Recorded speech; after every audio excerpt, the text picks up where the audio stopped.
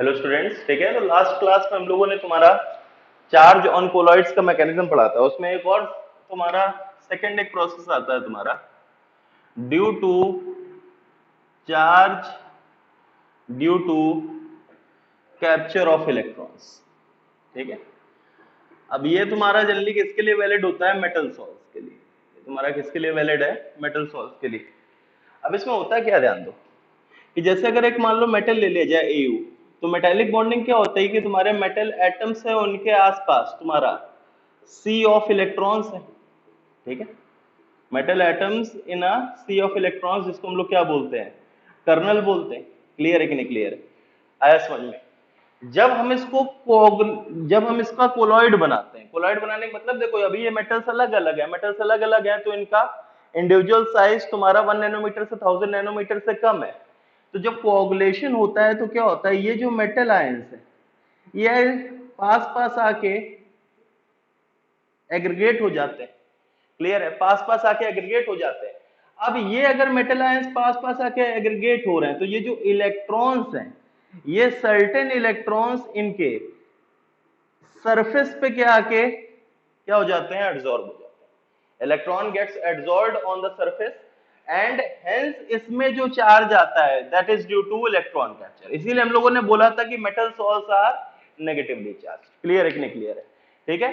तो सबसे पहले इसको लिख लो, तो लिखो इन metal salts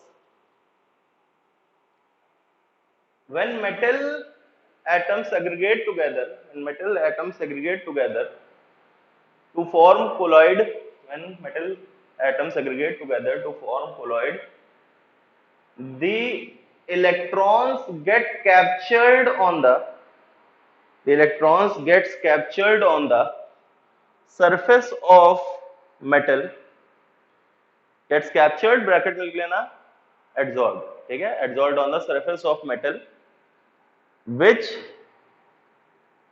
gives it a negative charge, which gives it a negative charge, ठीक है। आया समझ में? ठीक है। तो अब देखो इसमें जो क्वेश्चन बनता है वो क्या बनता है? पहली बात, मेटल सॉल्ट्स में पहला क्वेश्चन आएगा जो नेगेटिवली चार्ज आते हैं, metal salts are negatively charge due to, तो उसमें आएगा इलेक्ट्रॉन कैप्चर, ठीक है। वो तुम्हारा एड्सॉर्प्शन ऑफ आयंस की वजह से नहीं है जो हमने इससे पहले वाला पढ़ा, that is due to electron capture. और दूसरा क्वेश्चन इसी का रिवर्स कि इलेक्ट्रॉन कैप्चर से किस टाइप के सॉल्ट्स पे चार्ज आता है, तो उसका आंसर आता है मेटल सॉल्ट्स। क्लियर है कि नहीं क्लियर? ये दो क्वेश्चन प्रीडोमिनेंटली तुम्हारे पूछे जाते हैं। क्लियर है कि नहीं क्लियर? अब एक चीज और ध्यान दो, मैं कुछ क्वेश्चन लिख रहा हूं उसका तुम्हें आंसर देना है। जैसे मान लो तुमसे बोला गया FeOH whole thrice is a type of first positively charged, second negatively charged, third neutral, ठीक है। आया समझ में? और फोर्थ नन ऑफ दिस। और दूसरा क्वेश्चन है कि when AgNO3 is mixed with excess of Ki, then AgI sol is, फिर से option positive, second negative, third neutral और फोर्थ नन ऑफ दिस, ठीक है। ये दो टाइप के क्वेश्चन आएंगे। तो देखो ये जो फर्स्ट टाइप ऑफ क्वेश्चन है इसमें तुम्हें कुछ नहीं गिवन है, सिर्फ डायरेक्टली पूछा गया FeOH whole thrice is a type of. तो इसको अगर तुम्हें करना है तो कैसे करोगे? जो पहले बताया था, ठीक है। On the basis of charge जो तुम्हारा डिफरेंशिएट कराया था तो उसमें क्या बताया था, जो ऑक्साइड्स एंड हाइड्रो ऑक्साइड्स हैं वो क्या होंगे?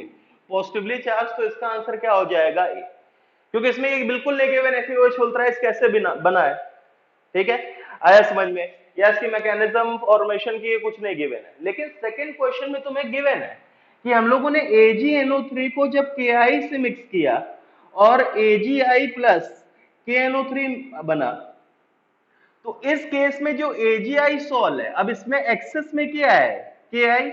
तो एक्सेस में जब Ki है तो AgI पे कौन से आयंस एडसॉर्ब होंगे? I minus. तो अब इस केस में तुम्हें मैकेनिज्म से करना है, इसका आंसर क्या आएगा? नेगेटिव। समझ में आया? क्लियर है कि नहीं क्लियर है? ठीक है, तो दो टाइप के क्वेश्चन है, एक तुम्हें डायरेक्टली पूछ देगा, जो पहले on the basis of charge of colloids, तो डायरेक्टली तुम्हें बताना, क्योंकि अभी हम लोग प्रिपरेशन पढ़ेंगे तो उनकी प्रिपरेशन मोस्टली वो पॉजिटिवली चार्ज होता है। सिमिलरली अगर SnO2 तुमसे पूछा गया, तुमसे क्वेश्चन पूछा है SnO2 इज, तो कुछ नहीं किया मैंने, तो तुम क्या लोगे? Positively charge. SnO2 को अगर तुमसे बोला गया तो तुम क्या बोलोगे? Positively charge. अगर स्पेसिफिकली मेंशन्ड है कि SnO2 इन बेसिक मीडियम, अगर उसको ये क्वेश्चन पूछना होगा तो वो स्पेसिफिकली मेंशन करेगा कि SnO2 को तुम्हें किसमें लेना है? Basic medium. क्योंकि हम लोग जब SnO2 की प्रिपरेशन करते हैं तो मैक्सिमम किसमें करते हैं? Acidic medium. क्लियर है? तो ऐसे टाइप का क्वेश्चन आएगा, तब तुम क्या बोलोगे? इसमें क्या आएगा? Negative charge. लेकिन अगर सिर्फ तुम्हें बोला गया SnO2 इज, तो तुम उसका आंसर क्या दोगे? पॉजिटिव।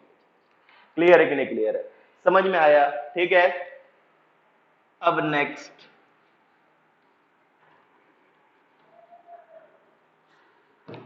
नेक्स्ट जो तुम्हारा प्रॉपर्टी आती है दैट इज इलेक्ट्रोफोरेसिस। अब इसमें हम लोग क्या करते हैं? हम लोगों ने एक यू ट्यूब लिया, U test tube, U shaped test tube लिया, और इसमें हम लोगों ने क्या भर रखा है? Colloidal solution. इसमें हम लोगों ने क्या भर रखा है? Colloidal solution. लेट मान लो पहले केस में FeOH होल थ्राइस, और दूसरे केस में हम लोगों ने भर रखा है, यहाँ पे तुम्हारा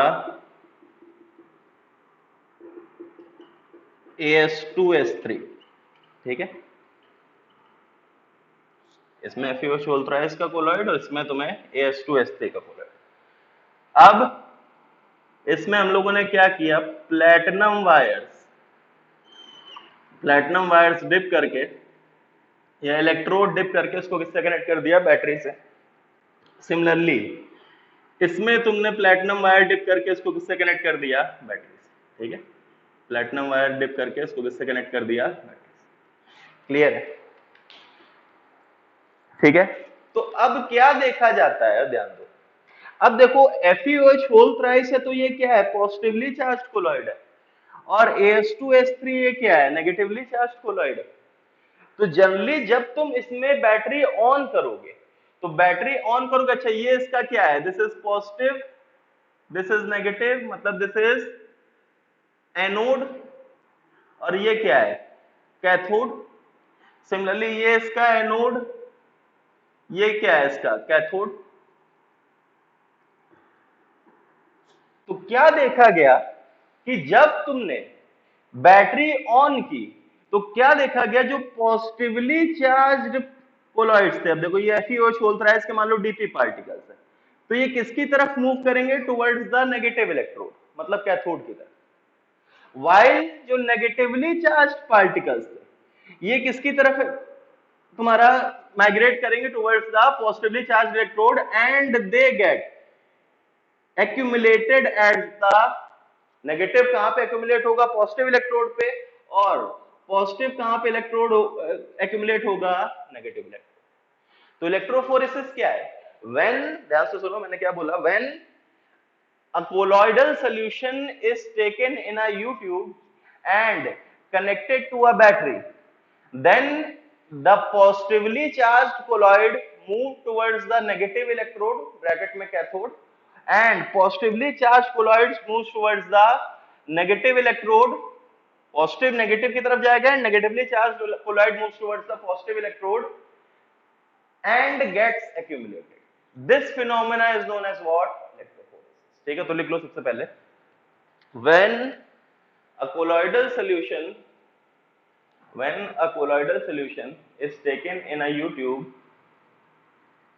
and connected through a battery with the help of electrodes, it is found that positively charged colloids move toward the negative electrode, bracket में cathode, and negatively charged colloids move toward the positive electrode, bracket में anode, and gets accumulated. This phenomena is known as what?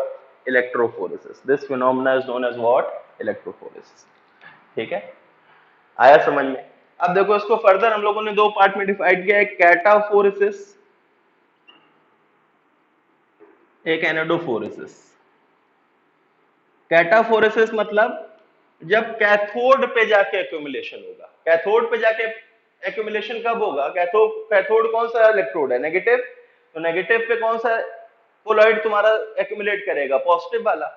और एनोडोफोरेसिस मतलब anode पे जाके accumulation होगा। Anode पे कौन सा कोलॉइड तुम्हारा एक्यूमुलेट करेगा? Negative charge. क्लियर है कि नहीं क्लियर है? समझ में आया? ठीक है, लिख लो।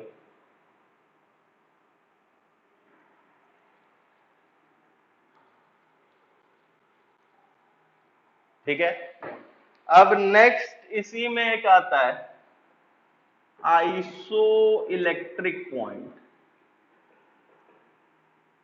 तो ये बेसिकली जैसे किसके लिए तुम्हारा होता है? जो तुम्हारे नेचुरल सॉल्ट्स हो गए, जैसे तुम्हारा नेचुरल नहीं, जो तुम्हारे प्रोटीन्स हो गए, ठीक है, जो ऑर्गेनिक सॉल्ट्स होते हैं, तुम्हारा एंजाइम्स पेप्टाइड्स हो गए और स्टार्च हो गए, सब हो गया। ठीक है, जनरली प्रोटीन्स के लिए यूज होता है। देखो ऐसा क्या है, जैसे अगर मान लो अमीनो एसिड्स, अमीनो एसिड्स को देखा जाए तो अमीनो एसिड्स का क्या स्ट्रक्चर आएगा? NH2, ये आता है। ये एक अमीनो एसिड का मैंने अगर मान लो स्ट्रक्चर बताया, तो इस केस में ध्यान दो कि अगर तुमसे बोला जाए इसमें एक ये एसिडिक ग्रुप है और साइमल्टेनियसली एक बेसिक ग्रुप भी है, एक एसिडिक ग्रुप है, साइमल्टेनियसली एक बेसिक ग्रुप है, तो अगर मान लो मैंने इसको बेसिक मीडियम में रखा, तो बेसिक मीडियम मतलब OH माइनस आयंस। अगर मान लो इसको मैंने बेसिक मीडियम में रखा, बेसिक मीडियम मतलब OH माइनस आयंस, और OH माइनस आयंस है तो बेस के साथ कौन सा ग्रुप इसका रिएक्ट करेगा? Acidic group. और बेस के साथ अगर एसिडिक ग्रुप रिएक्ट करेगा तो कुछ इस टाइप से आ जाएगा, CH NH2 R CO minus. देखो ये HOH माइनस मिलके अलग चला गया, तो तुम्हारा एसिडिक ग्रुप रिएक्ट करेगा तो इस टाइप से आएगा। लेकिन अगर मान लो इसको मैंने एसिडिक मीडियम में रखा,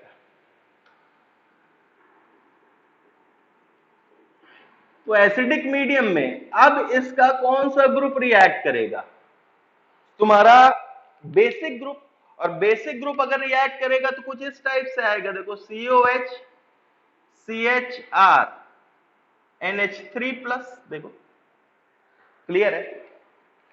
अब ध्यान दो, ये अगर देखा जाए तो ये तुम्हारा यहां अगर देखोगे तो ये तुम्हारा क्या आ रहा है? नेगेटिव चार्ज आ रहा है,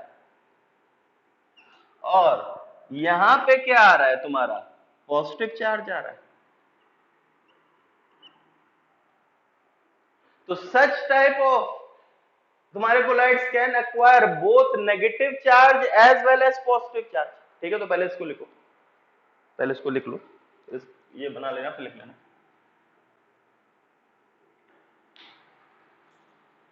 तो इसमें लिखो such type of salts such type of salt can acquire both negative charge as well as positive charge. Such type of salt can acquire both negative charge as well as positive charge depending on the pH of the medium. Depending on the pH of the medium. Depending on the pH of the medium. Clear है? अब next ध्यान दो, iso electric point क्या होता है? देखो अब इसमें केस आता है तुम्हारा zwitter ion. Zwitter ion detail में नहीं जाएंगे, मैं सिर्फ इसका फॉर्म बना रहा हूं। ज्विटर आयन क्या होता है? ये ज्विटर आयन कौन सा कंडीशन है कि इसमें दोनों टाइप ऑफ चार्ज हो, पॉजिटिव भी नेगेटिव भी, और अगर दोनों टाइप ऑफ चार्ज है तो नेट चार्ज क्या आ जाएगा? न्यूट्रल। नेट चार्ज क्या आ जाएगा? Zero, neutral. क्लियर है? इसमें तुम्हारा ये this is known as what? Zwitter ion. Zwitter ion तुम बाद में अमीनो एसिड्स में पढ़ोगे डिटेल में, अभी सिर्फ मैं इसका फॉर्म बना रहा हूं। ज्विटर आयन क्या है कि इसमें पॉजिटिवली चार्ज भी है और नेगेटिव चार्ज भी है तो नेट चार्ज क्या आएगा? जीरो। और नेट चार्ज अगर जीरो आएगा तो देखो, अगर मान लो नेगेटिव चार्ज था, तो अगर मान लो यहां तुम्हारा नेगेटिव चार्ज था, तो ये नेगेटिव चार्ज है तो ये किसकी तरफ माइग्रेट करेगा, माइग्रेट टुवर्ड्स पॉजिटिव इलेक्ट्रोड, मतलब एनोड। यहां अगर ये तुम्हारा पॉजिटिव चार्ज है then it will migrate towards negative electrode, मतलब कैथोड। अगर न्यूट्रल है तो ये किसी भी इलेक्ट्रोड की तरफ माइग्रेट नहीं करेगा। आया समझ में? तो अब ध्यान दो, मैं आइसोइलेक्ट्रिक पॉइंट क्या बोल रहा हूं। आइसोइलेक्ट्रिक पॉइंट मैं डिफाइन कर रहा हूं, लिखो, इतना लिख लो फिर इसका लिखना। Isoelectric point is the pH, pH मतलब H प्लस कंसेंट्रेशन के रिस्पेक्ट में, ठीक है, is the pH at which Zwitter ion is formed, at which Zwitter ion is formed, bracket में लिख लेना, that is the salt does not migrate towards any electrode in the presence of electric field, that is the salt does not migrate towards any electrode in the presence of electric field। उस point को हम लोग क्या बोलेंगे, electric point. This point is known as what, this point मतलब this pH is known as what, isoelectric point. Clear है कि नहीं क्लियर है? आया समझ में? ठीक है, तो तुम्हारे जैसे प्रोटीन्स हो गए, अमीनो एसिड्स हो गए, इन सब में आइसोइलेक्ट्रिक पॉइंट आता है। क्लियर है कि नहीं क्लियर है? ठीक है, नेक्स्ट,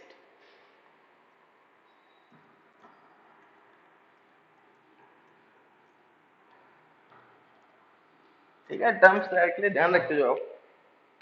नेक्स्ट जो तुम्हारा टर्म आता है दैट इज सेडिमेंटेशन पोटेंशियल और डॉर्न पोटेंशियल। ठीक है, अब इसका ध्यान दो।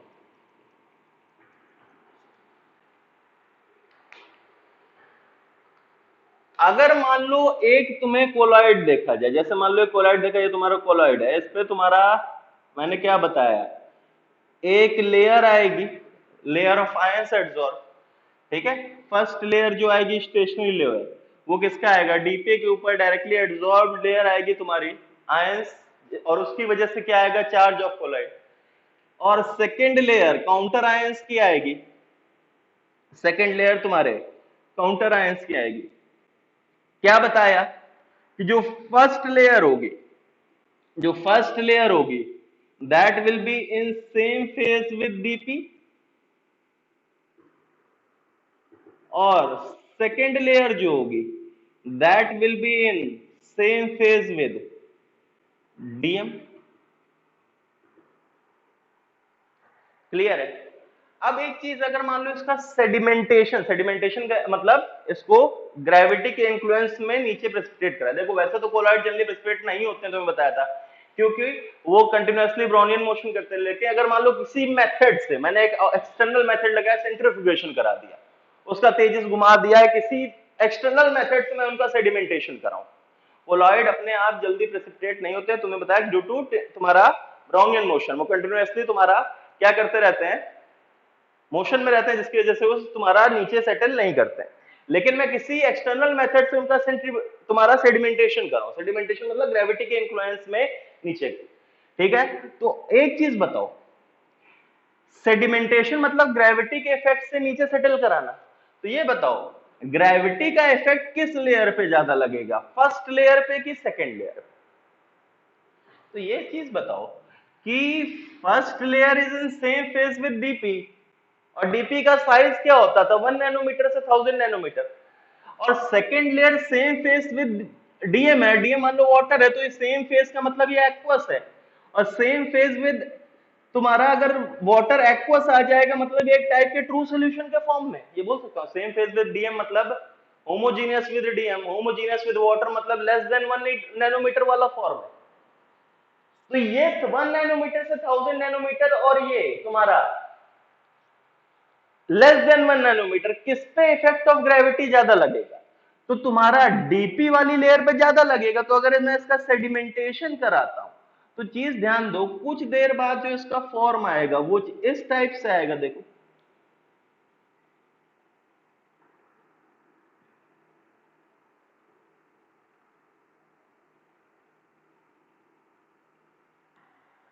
कि डीपी लेयर ज्यादा नीचे चली गई कंपेयर टू डीएम लेयर, जो डीपी लेयर है वो मोर नीचे चला गया as compare to DM layer. आया समझ में? ये समझ में आता है कि नहीं आता है? तो पहले इतना पॉइंट लिखो, when a colloidal solution when a colloidal solution is made to undergo sedimentation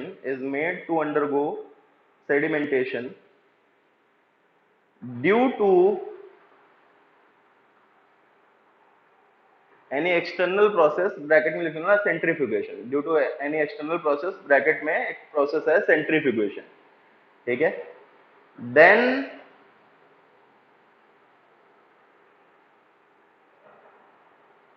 it is observed that then it is observed that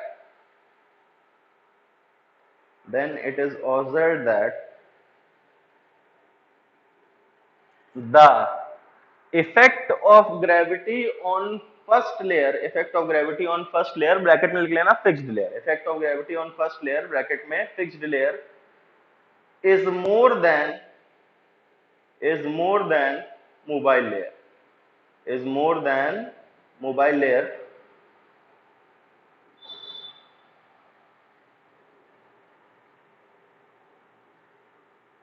ठीक है। आया समझ में? ये बना लो, ये बना लो, ठीक है, आया समझ में? तो अब सेडिमेंटेशन पोटेंशियल क्या होता है इस केस में? अब देखो इसमें भी एक नेगेटिव आ रहा है, एक पॉजिटिव आ रहा है, तो इस नेगेटिव लेयर इस पॉजिटिव लेयर के बीच में जो अब सेडिमेंटेशन के बाद जो पोटेंशियल डेवलप होगा उसको हम लोग क्या बोलेंगे? सेडिमेंटेशन। इससे पहले हम लोगों ने कौन सा जीटा पोटेंशियल किया था? वो नॉर्मल। यहां इस केस में जो यहां पोटेंशियल होगा नॉर्मल केस में उसको हम लोग क्या बोलेंगे? Zeta potential. लेकिन सेडिमेंटेशन के बाद जो पोटेंशियल डेवलप होगा उसको हम लोग क्या बोलेंगे? सेडिमेंटेशन। तो लिख लो the potential developed between the negative the potential developed between bracket में द नेगेटिव नहीं, the mobile layer and the fixed layer after sedimentation is known as sedimentation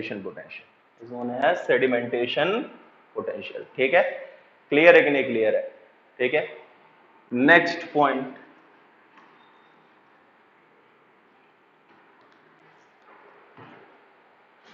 next आता है तुम्हारा, नेक्स्ट अगर देखा जाए नेक्स्ट आता है इलेक्ट्रो ऑस्मोसिस।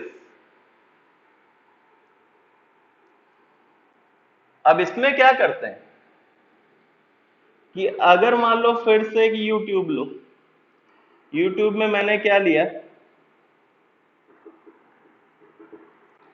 एक बार FeOH होल थ्राइस का लिया और इसको बैटरी से कनेक्ट कर दिया, और एक बार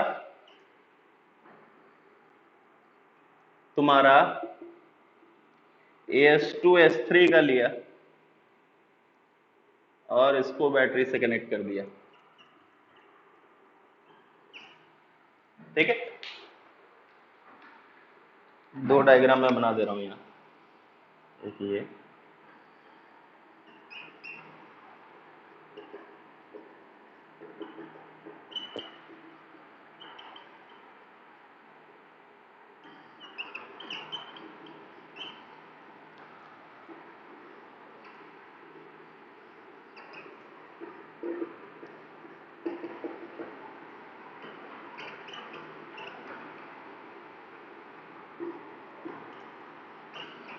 ठीक है।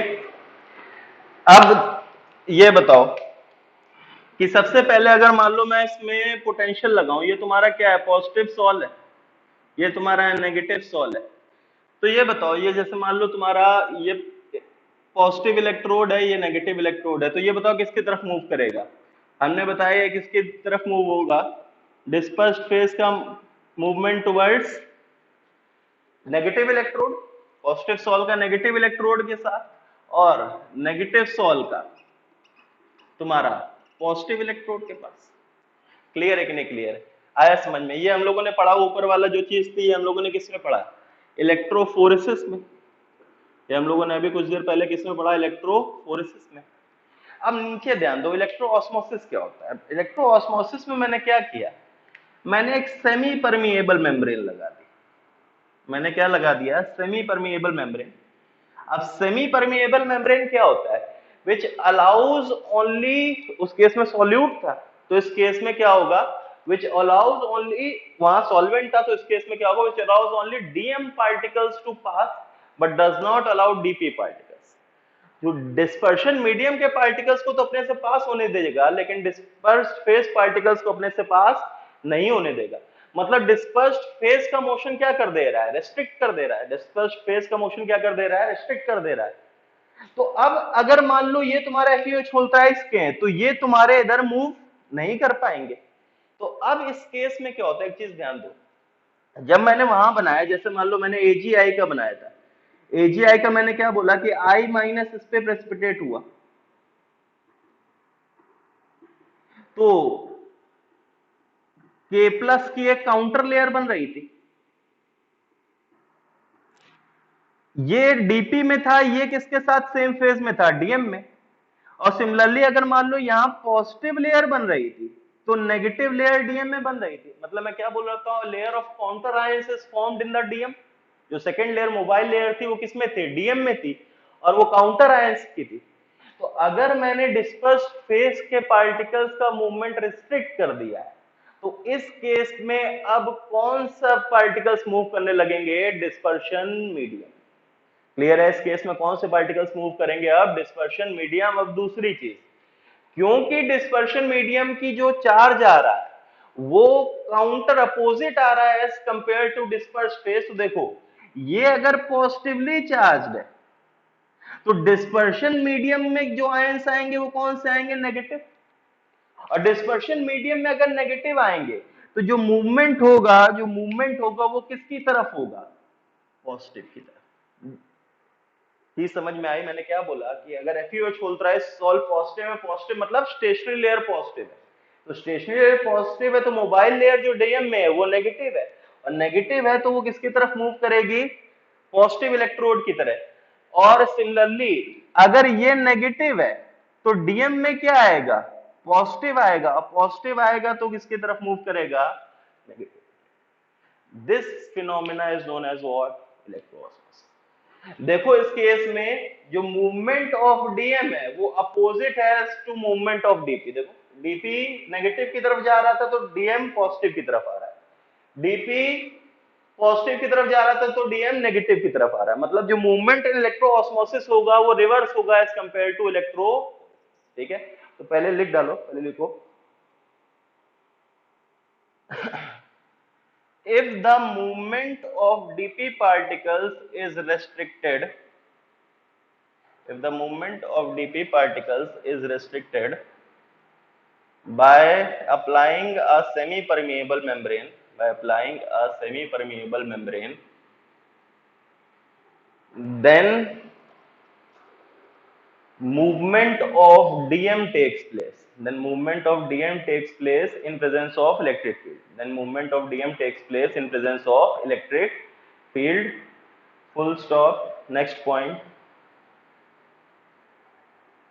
charge in dm is due to mobile layer, charge in dm is due to mobile layer, which is which contains, is due to mobile layer which contains counter ions of dp, which contains counter ions of dp bracket में fixed layer, which contains counter ions of dp bracket में fixed layer. Next point, hence when electric field is applied, hence when electric field is applied, movement of dm is opposite to that of dp. Hence when electric field is applied, movement of dm is opposite to that of dp. That is